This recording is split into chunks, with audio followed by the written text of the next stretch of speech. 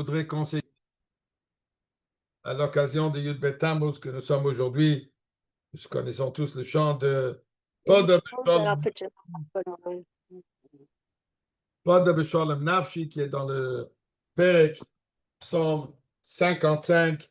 Aujourd'hui, nous allons dire ensemble le psaume 55. Nun Hei, la matière begines maskele David, Azin Elohim, תפילה סיבל תסלם תחינה סקשיב ולמננה הרב בשיחה באימו. מכל אוהב נאוקס ראש הקמיתו לעובד ואף יסתמונה ליבי יחד בקרבי. ואם עצמו וסנפלו לא ירו בבד יובה ויתחסין פלוצת. ואומר, מי ייתן לי איבה כהנה ופרבש כהנה, הנה אחי נדוי דולים אפיל בוסלו.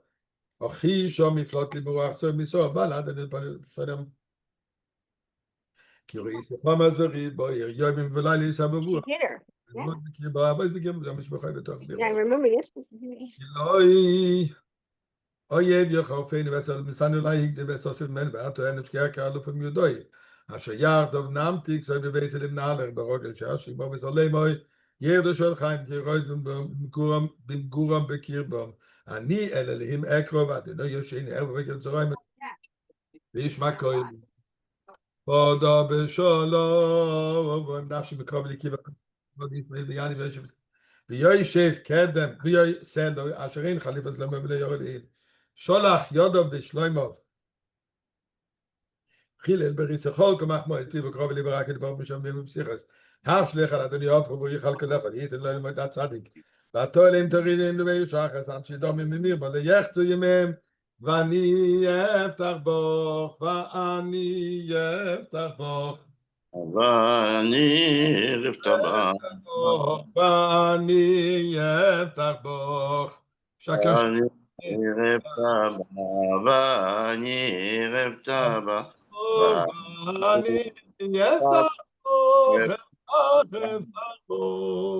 Nous avons toute la confiance en Akadosh Baruch Hu. Et nous avons toute la émouna dans la promesse, dans la voix du Rebbe qui vient nous libérer, qui vient nous délivrer, que ça se passe aujourd'hui même. C'est fantastique. Yud Bet Tammuz. Délivrance absolue. Alors, on vient de dire le Chaim. On va demander ceux qui ont besoin de parler entre vous. Allez-y, faites-le, mais mettez-vous sur mute.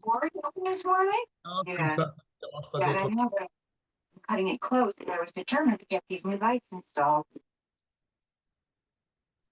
Je coupais le ton, j'ai coupé le son. OK. All right.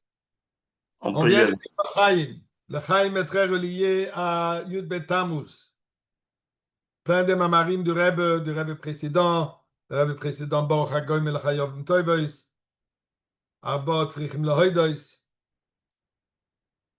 Le Rebbe explique, je ne vais pas rentrer maintenant dans le mamar, mais là, il y a la halakha qui nous dit qu'il y a 4 situations dans lesquelles une personne s'est trouvée, et quand il est sauvé de cette situation précaire, il faut qu'il fasse une bracha. D'ailleurs, que tu veux qu'on dit la bracha, Baruch atah Hashem Elokeinu melech haolam hagoyim lechayovim toiv shegmolani toiv.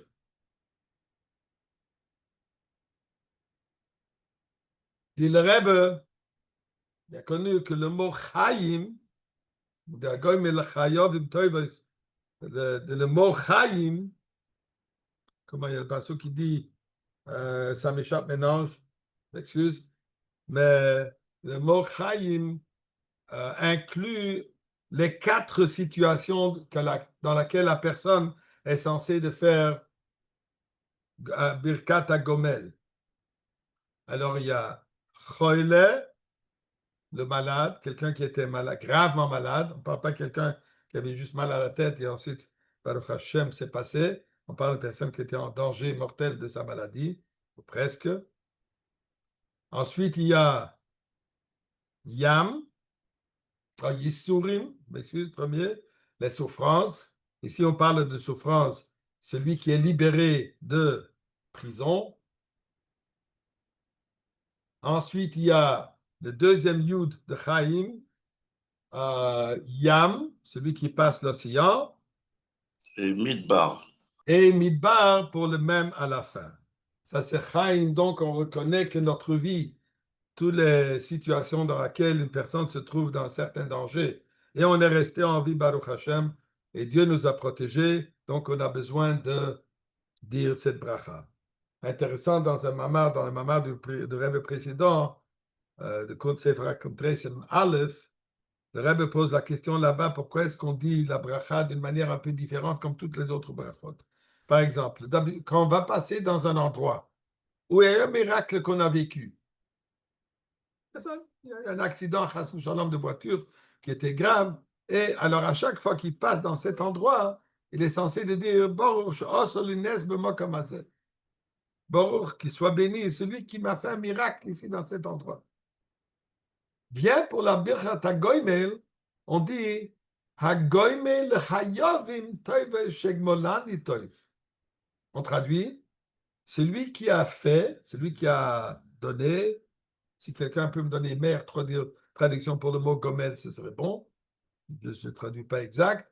Le Chayovim, pour tous ceux qui sont Chayav, tous ceux qui sont coupables,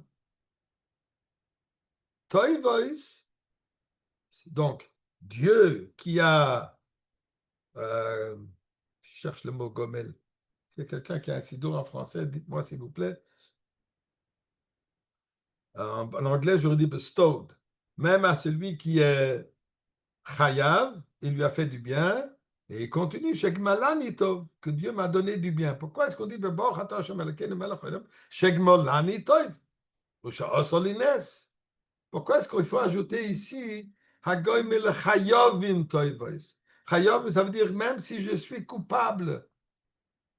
Pourquoi se culpabiliser? Tout un mamar du Rebbe, fin du compte, fin du mamar, le Rebbe précédent, il explique la raison pourquoi nous sommes sur cette terre. On est dans ce monde pour accomplir notre mission. Et nous savons tous que malheureusement, on ne peut pas dire qu'exactement on accomplit notre mission à perfection. On a des petites failles à droite et à gauche. On reconnaît qu'on est chayovim. On reconnaît qu'on n'est pas parfait. On reconnaît qu'on est toujours endetté envers Akadosh Baruch Hu. Mais on dit à Akadosh Baruch Hu, malgré cela, que je suis endetté, toi, tu fais du bien avec nous. Et là, on apprécie encore plus le fait, la bonté de Akadosh Baruch Hu. On apprécie encore plus le miracle de Dieu qu'il nous a fait, sachant que on aurait peut-être kotointi, comme le Yaakov Avinu a dit, kotointi mekol hachasodim. C'est le mamar de Tartereb sur Yutet Kislev, il y a plein de mamarim kotointi. Donc, ce concept est part intègre de Yud Beit Tammuz. Aujourd'hui, je voudrais partager avec vous quelques petites histoires. D'ailleurs, on raconte quand le Rebbe précédent, quand il était dans un des questionnements qui lui a été fait par Lulov, malheureusement un descendant de Chassidim, qui est devenu un communiste brûlé, qui a fait beaucoup de souffrance au Rebbe. Donc on a l'histoire que quand le Rebbe lui dit pendant ces questionnements, je voudrais raconter une histoire. Lui, dans sa chutzpah, il dit, Rebbe, ici, vous n'êtes pas dans votre shul, que vous racontez des histoires. Et ici, vous répondez à mes questions. Et le Rebbe lui dit, là, il y a l'histoire que le Rebbe lui a dit. Il a dit au Rebbe, regardez ce petit jouet sur la table en montrant sur le revolver. Il dit, ce petit jouet a déjà fait parler beaucoup de personnes, il a déjà fait taire beaucoup de personnes. Alors ici, vous écoutez ce que je vous dis. Le Rebbe précédent de lui répondre, ce petit jouet ne peut impressionner qu'une personne qui a plusieurs idoles et un monde. Une personne qui a un Dieu et deux mondes, ce petit jouet n'impressionne pas du tout et je veux raconter mon histoire. Et là, le Rebbe lui dit que chez moi, dans ma choule, quand je dis un mama ou je dis une sikha, pas nécessairement tout le monde m'écoute. Mais quand je raconte une histoire, tout le monde est attentif. Alors, quelques histoires par rapport à un vécu personnel par rapport au Rebbe précédent. Non, j'ai jamais vu le Rebbe précédent. Je suis né après Yuchvat. Je fais part du Dor Hashvi, pas du Dor Hashishi. J'espère que très prochainement, et immédiatement, du Dor Hashmini, du Dor de la Goula.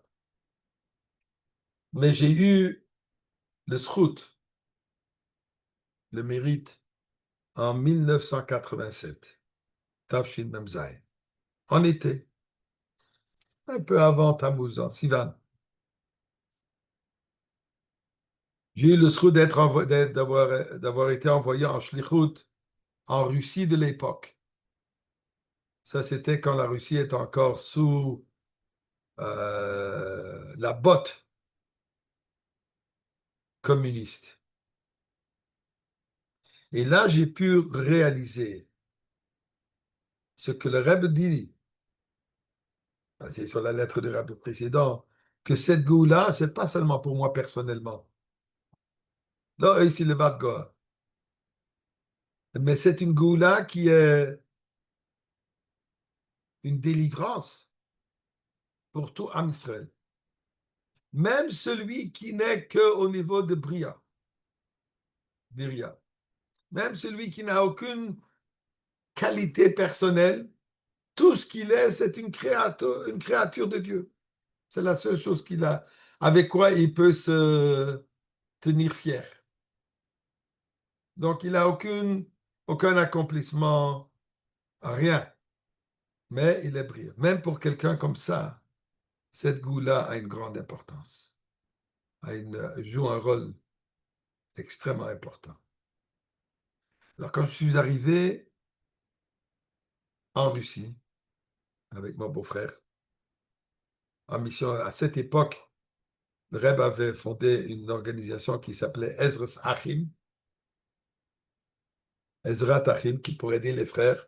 Et leur occupation était principalement pour s'occuper à envoyer des colis, de l'argent, de manière possible, toujours très légale, à les familles, à des personnes en Russie, à des juifs en Russie, pour tout simplement pour assurer qu'ils auront de quoi vivre. Ainsi, envoyer des tefilines, des sidurines, tout ce qui était nécessaire pour, puisque bien sûr, à cette époque en Russie, les seuls sfarim qui existaient, c'était des anciens sfarim qu'on retrouvait ou chez des particuliers ou dans des synagogues, dans les quelques synagogues qui restaient encore ouvertes. À Moscou, il n'y en avait que deux. Il y avait la grande synagogue officielle. À Khipova, il y avait la petite choule qui s'appelait Marine Roche. Aujourd'hui, elle est devenue le grand centre, le fameux centre de Russie, vers Lazare. Et donc, il fallait tout amener. Mais bien sûr, ça c'était encore, comme je disais, durant l'époque du communisme, où le communisme était toujours s'acharnait contre tout ce qui était juif, tout ce qui était religieux, et particulièrement tout ce qui était relié à Chabad. Mais pas le nom Chabad, mais le nom Lubavitch. Et je vais vous raconter quelques petites expériences que j'ai eues. Comme j'ai écrit dans mon sujet d'aujourd'hui, j'avoue, j'ai menti. Et je m'explique. On est arrivé à Moscou en avion, on est passé par Londres, on ne pouvait pas voyager direct parce que c'était un peu dangereux. Passer par Londres, on n'était pas habillé en chassid, il y avait des jeans avec une veste cool, comme on dit ici, une petite casquette, même la barbe, on a dû bien la face shalom, pas la toucher, mais la rapetisser au maximum possible. Et c'est comme ça qu'on se promenait. En arrivant à la frontière, mon beau-frère, lui, il est toujours un expert de construction de mikvaot. Et ça, c'était la raison particulière de ce voyage, parce qu'il fallait cachériser, il fallait reconstruire le mikvé de Marine Roche, c'est le seul mikvé qui était utilisable. Il y avait un mikvé dans la grande synagogue, mais là, on ne pouvait pas aller. Les femmes qui devaient aller, puisque chacun devait s'inscrire, et ça a été vérifié, et on montait sur une liste de religieux que personne, bien sûr, ne voulait pas s'identifier comme tel. Alors,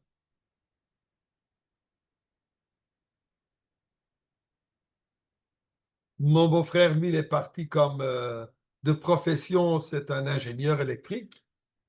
Et basé sur ça, il pouvait avoir les plans du mikveh en disant ça sont des plans qu'il a besoin pour son travail. Et il a besoin aussi de travailler pendant ses vacances qu'il est ici. Moi, j'étais imprimeur de profession et lui, il a 2 valises pleines. Moi, j'ai 2 valises pleines, bondées de quoi? De nourriture pour laisser là-bas, de sfarim, sans mezuzot, de tefillin, tzitzit, plein de choses et différents sfarim que les gens ils ont demandé. Il y avait même un volume de Sheilot Utshuvot de Reb Moshe Feinstein, qui avait un grand Talmid Chacham en Russie. Motl, j'oublie son nom de famille maintenant, Motl, j'oublie son nom de famille, qui lui a demandé qu'on lui amène un de ses sfarim. Bon, alors comme je disais, on avait 2 valises pleines. Moi, je ne savais pas ce que lui, il avait et lui ne savait pas ce que moi j'avais. Ça, c'était tout simplement pour sécurité. Le moins qu'on sait, le plus sécuritaire on est. Mais on nous a bien préparé, chacun ce que j'avais dans ma valise. Pour chaque chose, on avait une autre histoire. D'abord, ils n'ont pas posé des questions. D'abord, ils ont ouvert la valise et ils ont tout sorti, mais tout. Ils ont tout étalé, tout était sur un comptoir immense, tout était là. Et ils ont bien fouillé la valise, s'il n'y a pas de double, comment on appelle, double, whatever, c'est le mot. Quelque chose de caché dans la valise. Ils ont vérifié pour assurer qu'il n'y a qu'il n'y a absolument rien. Et là, ils ont commencé un par un. J'avais des farines de chassidout. Ils se sont assurés d'enlever les premières pages là où il y a marqué où ça a été imprimé et là où il y a aussi des mots en anglais.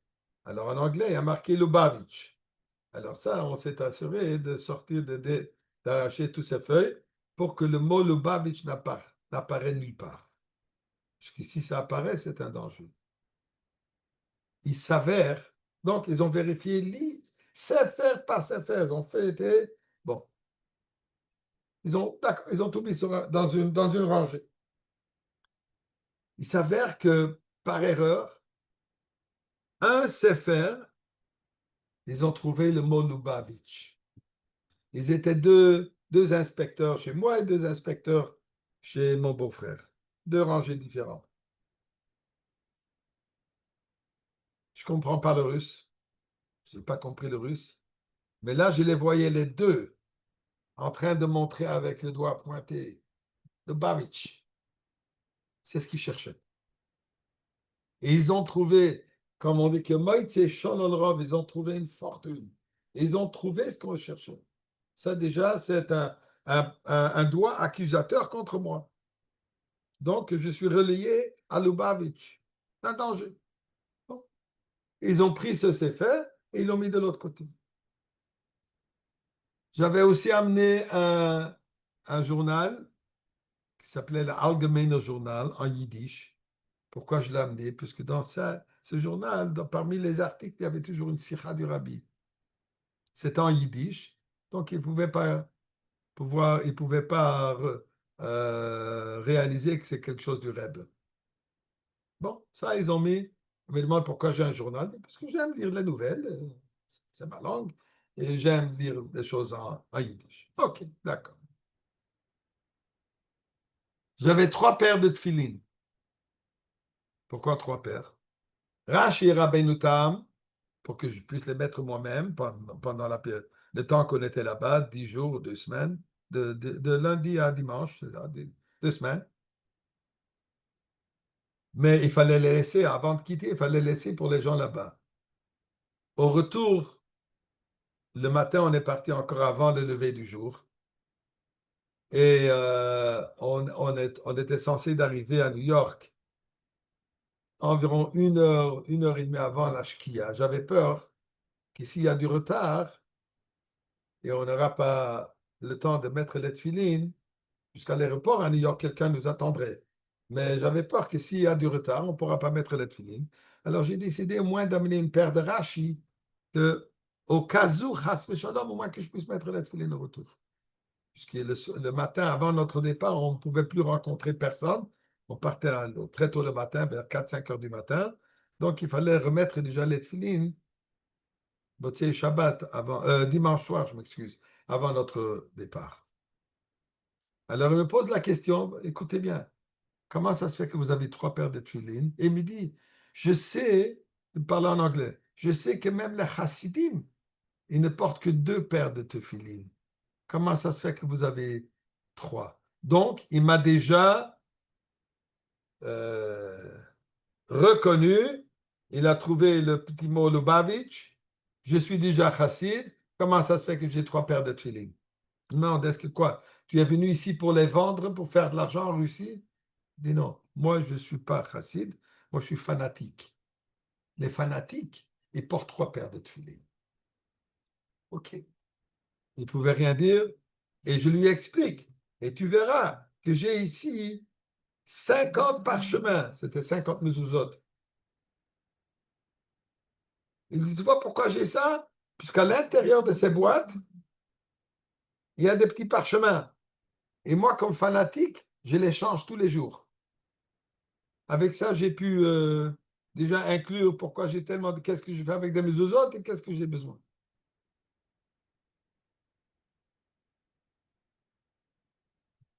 Et il me pose la question, comment ça se fait que vous avez des vêtements d'hiver? On était parti, comme je disais, en été, le mois de juin, juillet, Siva. On avait de sous-linge, ici on appelle ça thermal underwear, sous-linge thermal, je ne sais pas si ça se dit. Et il y avait aussi un manteau de fourrure. La raison pourquoi on avait ça, puisque ceci, il fallait envoyer pour les chassidim qui étaient envoyés en Sibérie pour qu'ils puissent avoir ces vêtements, le sous-linge. Le manteau de fourrure aussi, c'était pour donner à quelqu'un qui avait besoin de manteau de fourrure qui ne pouvait pas se permettre.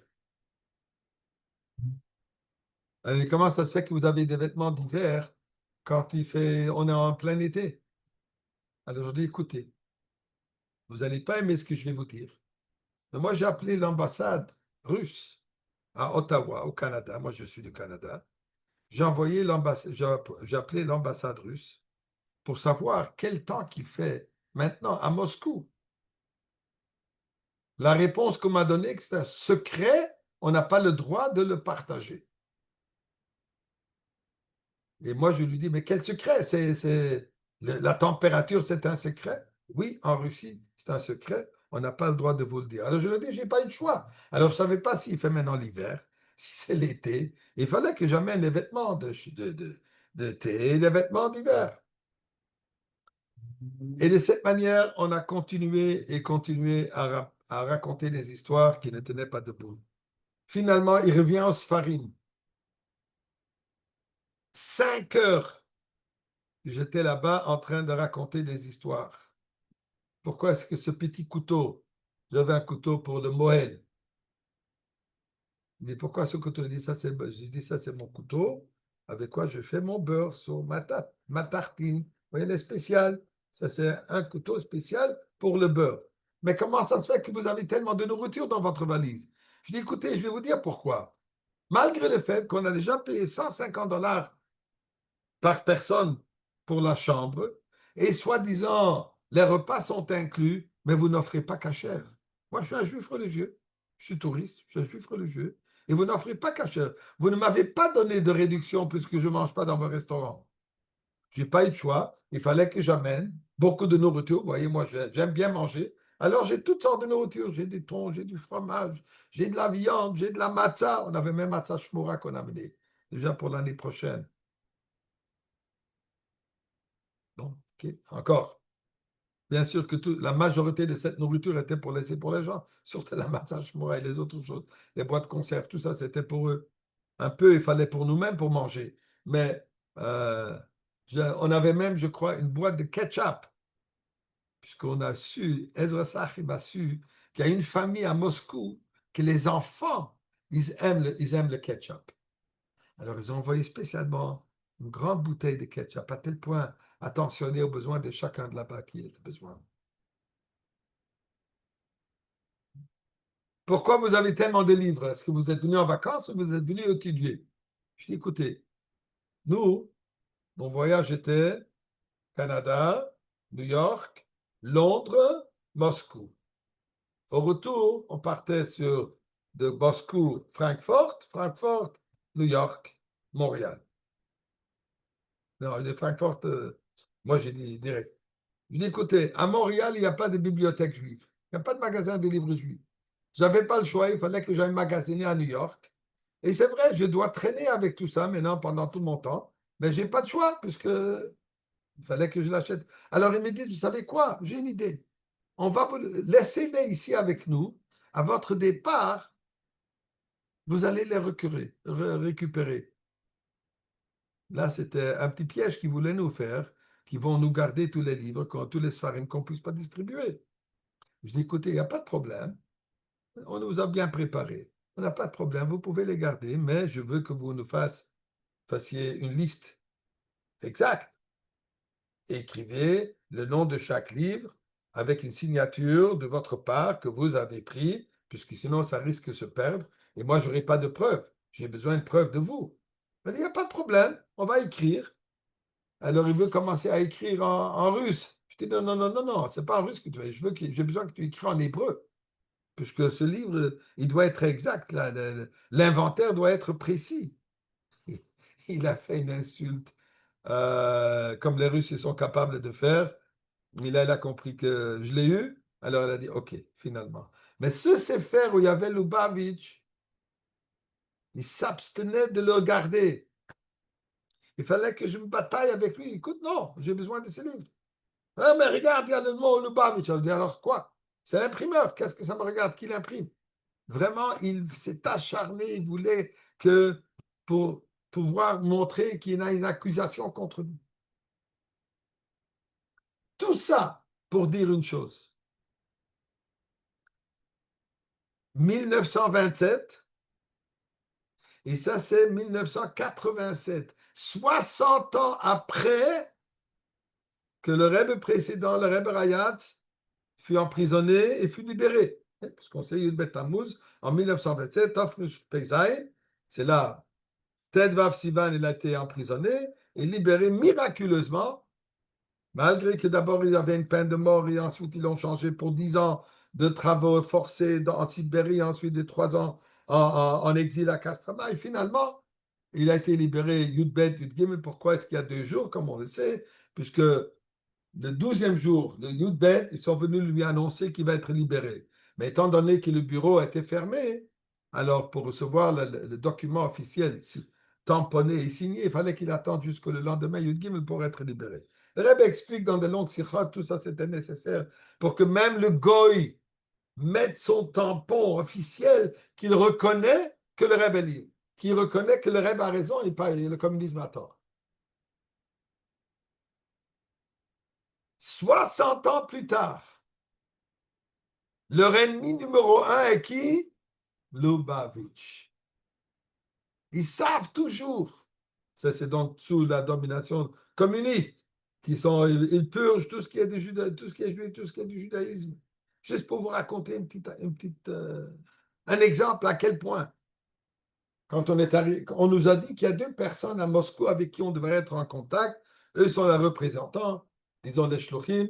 Il y avait un homme d'un certain âge, Reb Getze, un homme à âge avancé.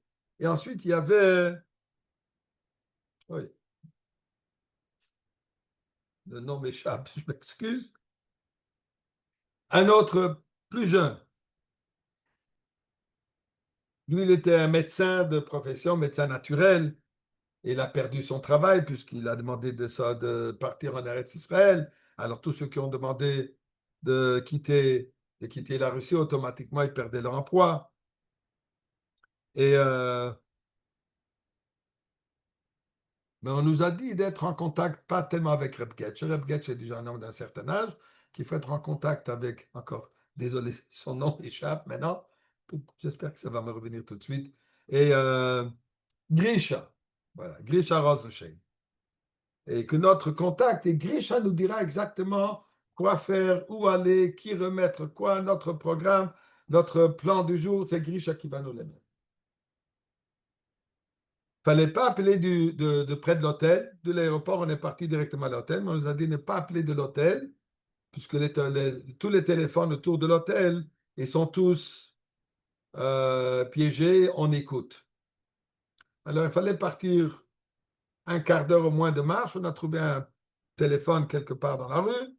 On appelle Grisha. On dit, le code était à Gris von Zeid. Un bonjour du grand-père. Zeid, ça veut dire le Rebbe.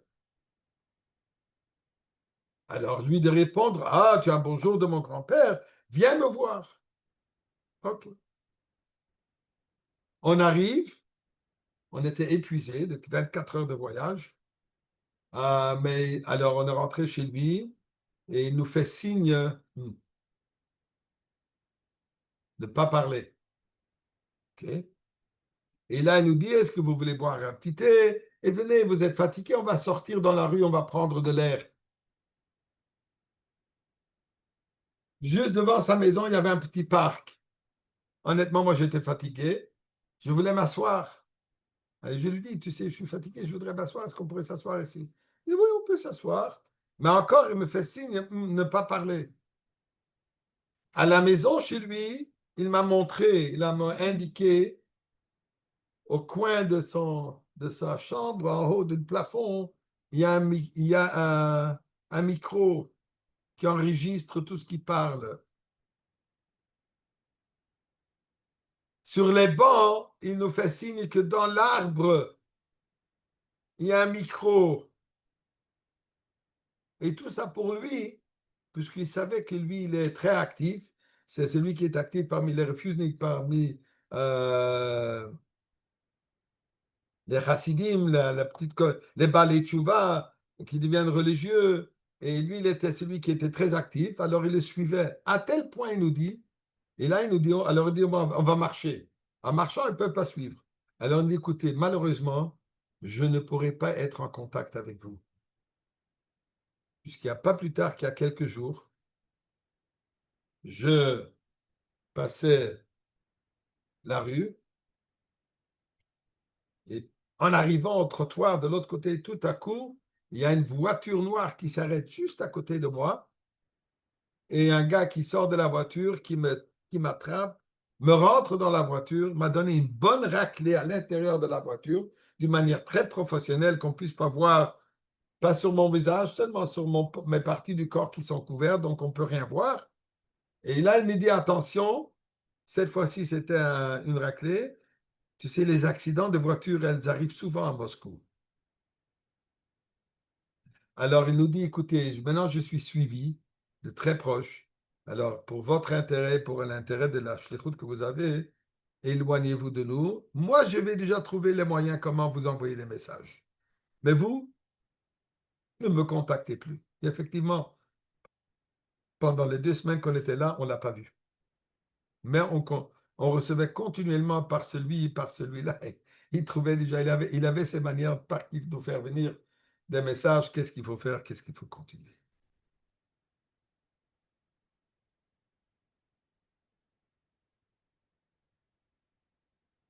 Qu'est-ce qui leur a donné cette force? Ils n'ont jamais vu le Rebbe. Reb Getch n'a jamais vu le Rebbe. D'ailleurs, avant de partir, on avait un grand Fabrengen et chacun a demandé des brachot au Rabbi. Reb Getch, il lui a dit, moi je ne demande qu'une chose. Je demande à voir le schut de voir le Rebbe. C'est tout ce que je demande. Je ne demande rien d'autre. Reb Getch n'a jamais vu le Rebbe. Il a vu le Rebbe précédent. Il vivait avec cette image de Messirus Nefesh, de Rebbe précédent, Pour eux, ça, c'est devenu leur leitmotiv, ça, c'est devenu leur raison d'être, leur exemple, tel que le Rebbe précédent avait Messirus Nefesh, pour sauvegarder Torah Mitzvah, pour sauvegarder Chassidus, pour sauvegarder le judaïsme. Nous devons vivre comme le Rebbe précédent. 60 ans plus tard, la force, le courage, un courage extraordinaire. Et je vais terminer avec une histoire. Quand on parle de courage, je disais, on est arrivé dimanche soir. Non, je m'excuse, on est arrivé lundi. On a voyagé dimanche, on est arrivé lundi. Et on a quitté le lundi 2 semaines après. Le dimanche soir, la veille de notre départ, il y avait toujours un Fabrengen. Quelque chose qui était illégal, puisqu'on n'a pas le droit d'être rassemblé plusieurs personnes dans une maison. Certainement pas avec des étrangers. On était 20 personnes. Pour eux, c'était Messirut Nefesh Mamash. Mais ils ont dit, un Fabrengen, il n'y a rien qui peut nous arriver. Le Strauss du Fabrengen nous protège. Pour ouvrir et fermer une parenthèse, on était 20 personnes. Il y avait 2 caisses de vodka de 12 bouteilles. Il y avait 24 bouteilles de vodka. Je dois vous dire qu'à la fin de la soirée, il n'y avait même pas une goutte de vodka qui est restée. Et moi, je n'ai pas bu. Parce que je savais que je dois rentrer à l'hôtel et que je dois voyager le lendemain matin. Et donc, chacun a bu au moins une bouteille, si pas plus. Rien. Aucun signe de saouler et tout. Ça, c'est... Les Russes, ils ont un estomac différent. Juste une petite ouvrir, pour ouvrir et fermer une parenthèse. Mon beau-frère, il était encore occupé avec la finition du mikveh. Alors, moi, j'ai commencé le Fabrengen. À ce Fabrengen, Grisha, comme j'ai dit tout à l'heure, qu'on n'a pas vu pendant 2 semaines, tout à coup, il est arrivé. Il est arrivé en capota. Un Fabrengen, il faut arriver comme un chassid. Il a mis son garde, un chapeau, il est assis au Fabrengen. Chanter, nigunin, mamash pikuach nefesh. Mais il ne s'arrête de rien. À un certain moment, déjà bien avancé dans le Fabrengen, mon beau-frère, il arrive. Il dit, Baruch Hashem, j'ai une bonne nouvelle. B'sura tova. C'est quoi la bonne nouvelle? The mikveh is kosher. Baruch Hashem, que le mikveh est kosher. Une joie palpable. Les gens sont mis à danser, chanter. Baruch Hashem, nous avons maintenant un bon mikveh, mikveh kosher. Mais là, quelques moments plus tard, Grisha se lève. Et Grisha dit la chose suivante. Il y a un problème. C'est vrai, nous avons un mikveh qui est kasher, mais un mikveh sans pluie ne vaut rien. Si on remplit l'eau et il n'y a pas de l'eau, il n'y a pas de l'eau de pluie, et c'est en plein été. Alors il dit la chose suivante. Alors j'ai une idée. Étant donné que nous sommes maintenant durant Fabrengen, faisons tous une prière ensemble avec le koyar du Fabrengen, que Dieu nous envoie la pluie pour que le mikveh se remplisse.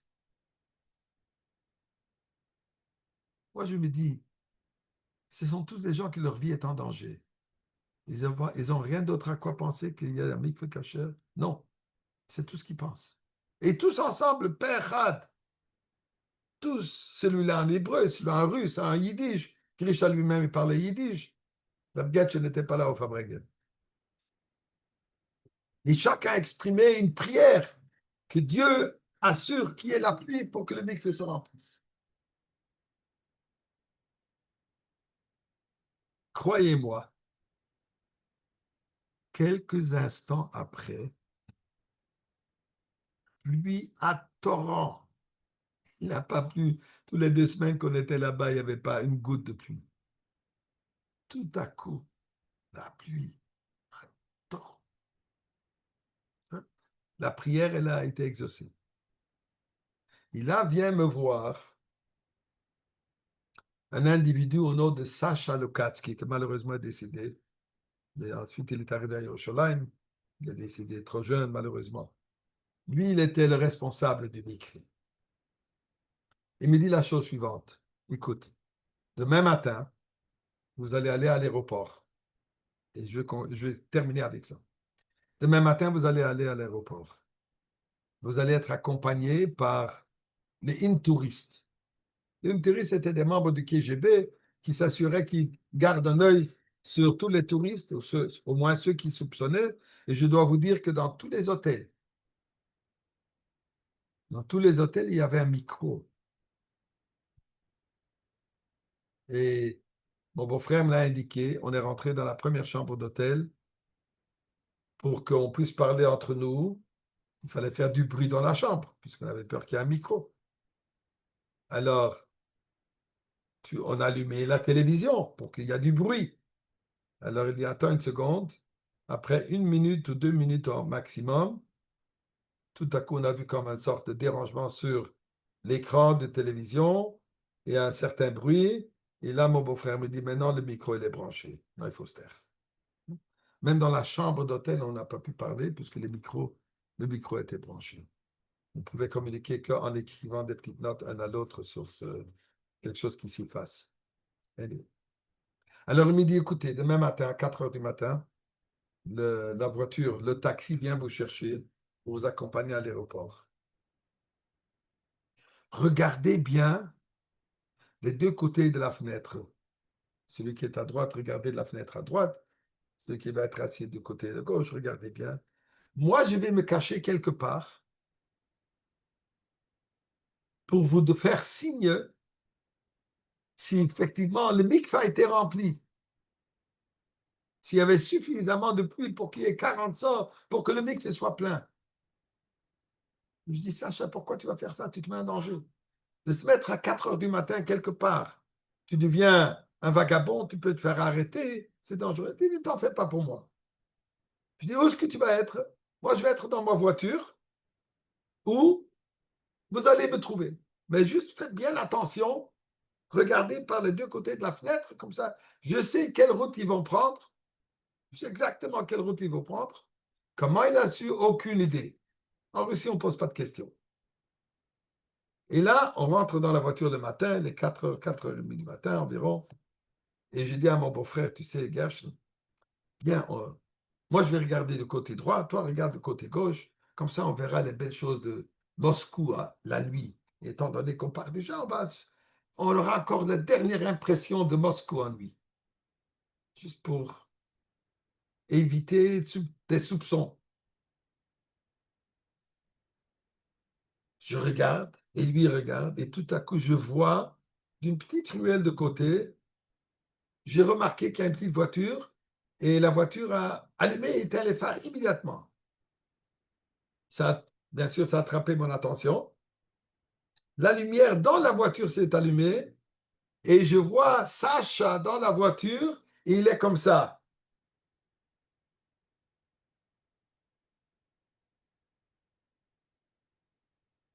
Pour me faire signe que Baruch Hashem, il y a assez de l'eau dans les mikveh.